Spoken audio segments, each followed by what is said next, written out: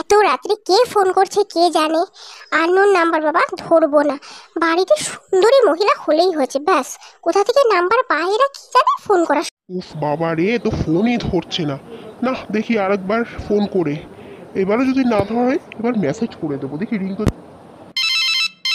ওফো, আবার কেটে দিল। না, এভাবে হবে না। আমি বরঞ্চ একটা SMS করে দিচ্ছি। আরে, কে এসএমএস করলো? এই নাম্বারটা থেকেই তো অনেক সময় ধরে ফোন আসছিল না। কি লেখা আছে এসএমএস এ? ম্যাডাম, আপনি তাড়াতাড়ি থানায় চলে আসুন, আপনার সঙ্গে খুবই দরকার। অনেকক্ষণ ধরে ফোন করছি কিন্তু আপনি ফোন ওঠাচ্ছিলেন না, তাই মেসেজ করলাম। কে রে ভাই, দেখতে হচ্ছে তো ব্যাপার। ওহো, এত রাত্রে থানা থেকে কেন ফোন করলো কে জানে। আর এদিকে আমার হাজবেন্ড, ওকেও ফোন করছি, ওকেও পাচ্ছি না। একা একা বেরোনো কি ঠিক হলো? যদিও ছুরি কাছি সাথে নিয়েছি, যা দিনকাল, তবু না গিয়ে তো ব্যাপারটা দেখতেই হচ্ছে। কেন ডাকলা, খুব ঝাড়বো। এই যে অফিসার, কি বুঝে আপনি আমাকে এত রাত্রে এখানে ডেকে এনেছেন? বলুন, কি মনে করেছেন কি? আমি কিন্তু একটা ভদ্রবাড়ির মেয়ে, একটা ভদ্রবাড়ির বউ। আর আমার হাজবেন্ডকে তো আপনি জানেন না। আমার হাজবেন্ড যদি জানে না যে আপনি আমাকে এখানে ডাকছেন, আমাকে ডিস্টার্ব করছেন, সে কিন্তু আপনাকে ছেড়ে কথা বলবে না। আমার হাজবেন্ডকে শুধু একবার আসতে দিন এখানে, আমি তাকেও মেসেজ করে দিয়েছি। আসবে না ম্যাডাম আপনার হাজবেন্ড? আমি আপনাকে সেটাই বলার কখন থেকে চেষ্টা করছি, আপনি আমাকে ভুল ভাবছেন ম্যাডাম। আমি আপনাকে এমনি এমনি এখানে ডেকে আনিনি। আর আপনার হাজবেন্ড আসবে না, কারণ আপনার হাজবেন্ড অলরেডি এখানেই আছে। আসুন, আমি আপনাকে কিছু দেখাতে চাই। এই যে আপনার গুণধর হাজবেন্ড অলরেডি এখানে জেলে বসে রয়েছে, যার আপনি এত অনেকক্ষণ ধরে প্রশংসা করছিলেন।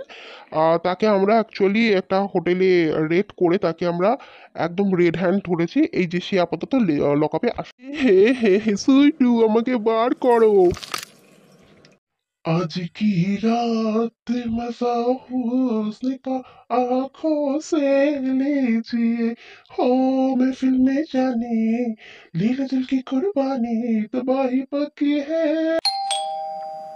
ওহো, কে এলো? পুলিশ, আমি হচ্ছি বুলবুল পান্ডে। ক্রাইম ঘটার আগেই আমি সেখানে চলে যাই। কিন্তু অফিসার, এখানে তো কোনো ক্রাইম হয়ইনি। আর কোনো ক্রাইম হওয়ার কথাও নয়। তা আপনি কি কি করে জানলেন যে এখানে ক্রাইম হয়েছে? আর আমি তো এখানে জাস্ট একটু নাচ গান প্র্যাকটিস করছিলাম, ওই আর কি, বউকে লুকিয়ে যেটা হয়। তোমাকে তো আমাদের সাথে এখন যেতেই হবে, চলো। কারণ যার সাথে তুমি এখানে বসে নাচ গান প্র্যাকটিস করছিলে না, সে আসলে একটা ইন্টারন্যাশনাল লেভেলের চোর। পুরো পুলিশ ফোর্স যাকে ধরতে পারছে না, তুমি তার কাছে নাচ গান শিখছিলে।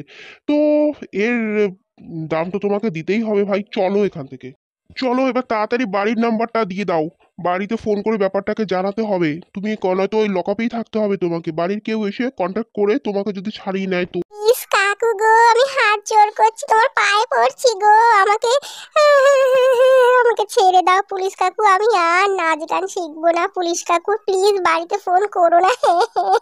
আজ কি রাত, তুই লকআপেই থাক। আর তোর জানকি কুরবানি, তোর কালকে সকালে আমি তোর জানকি কুরবানি নেব। তোকে আমি ছাড়াবো না, তুই এখানেই থাক হতচ্ছাড়া। অফিসার, ইয়ে মানে বলছি। থাক ম্যাডাম, আর কিছু বলতে হবে না, বুঝতে পেরেছি আপনি আসলে কি বলতে চাইছেন। আপনি নিশ্চয়ই আমাকে থ্যাঙ্কস বলবেন। ইটস ওকে ম্যাডাম, এটা আমার ডিউটি। আর সত্যি কথা বলতে আমার আপনার জন্য ভীষণ খারাপ লাগছে ম্যাডাম, আপনার হাজবেন্ড এরকম। ইফ ইউ ডোন্ট মাইন্ড, আপনি চাইলে কিন্তু আমি আপনাকে বাড়িতে দিয়ে আসতে পারি। ও, থ্যাংক ইউ অফিসার। আমি আপনার যতই প্রশংসা করি ততই কম। থ্যাঙ্কস বলে আমি আর আপনাকে ছোট করতে চাই না। থ্যাংক ইউ, আপনি মানে কারেক্ট টাইমে আপনাকে ফোনটা করেছেন। কি আর বলি, আমি যদিও গাড়ি এনেছি, আপনি না গেলেও হবে। ওহ, ইটস মাই ডিউটি ম্যাডাম, বান্দা আপকি খিদমত মে হাজির হে। আপনি কোনো একটা কাজ করুন ম্যাম, গাড়িটা আপনি এখানেই রেখে যান। আমি বরং আমার গাড়িতে করে আপনাকে বাড়ি অবধি পৌঁছে দিয়ে আসছি। Okay madam.